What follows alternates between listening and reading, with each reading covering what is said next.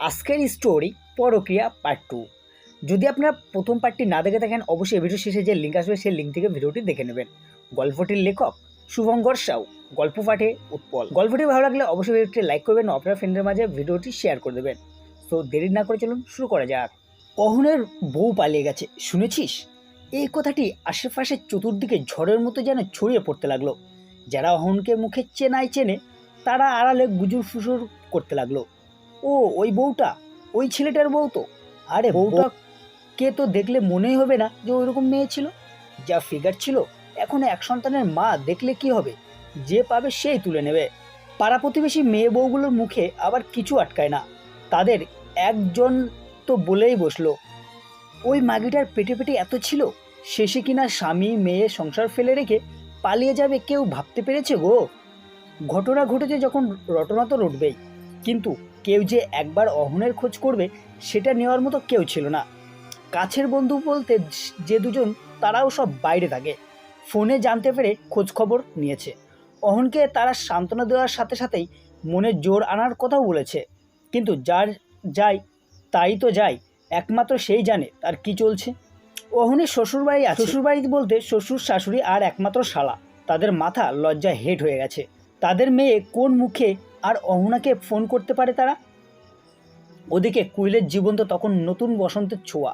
সে অতীতের সব কিছুকে ফু দিয়ে দূরে ছুঁড়ে ফেলে নীলাঞ্জনের সাথে সংসার পাতল। এটা যাকে বলে ঠিক সংসার নয়, একরকমের বিনিময়। কুহেলি রূপ দিয়ে ভুলেছিল নীলাঞ্জনকে, আর বিনিময়ে কুহেলি ভোগ করতে চেয়েছিল অর্থসুখ। বছর ঘুরতে না ঘুরতেই কুহেলির সন্তান সম্ভব হয়ে উঠল। এমনই একদিন তার প্রথম সন্তান পরীর কথা খুব মনে পড়তে লাগলো।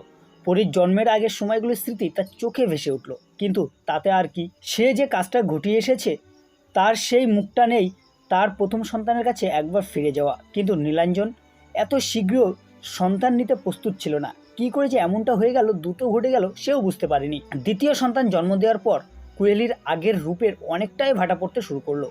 এমনটা হওয়া স্বাভাবিক। সাধারণ বাড়ির বউদের দ্বিতীয় সন্তান নেওয়ার পর আগের তুলনায় শারীরিক উৎকর্ষতা খানিকটা হলেও কমে যায়। কুহেলির স্ত্রী রূপের পরিবর্তনটা ধীরে ধীরে নীলাঞ্জনের ভিতরটাও নানা প্রশ্নের জন্ম দিল। যে মালদার পয়সাওয়ালা ছেলে আগেও এমন বহু মেয়ের সাথে খেলা করেছে শুধুই অর্থ বলে, কিন্তু শেষমেশ বিয়ে করেছিল রূপবতী কুহেলিকে।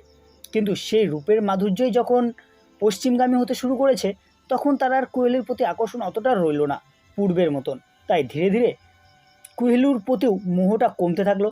পরিবর্তে বিজলি নামের একটা মেয়ের প্রতি তার লোলুপ চোখ দুটো ফের আকর্ষণ। তবে সবটা সে কুহেলিকে আড়ালে রেখেই আবার যাকে বলে খেলা আরম্ভ করেছিল।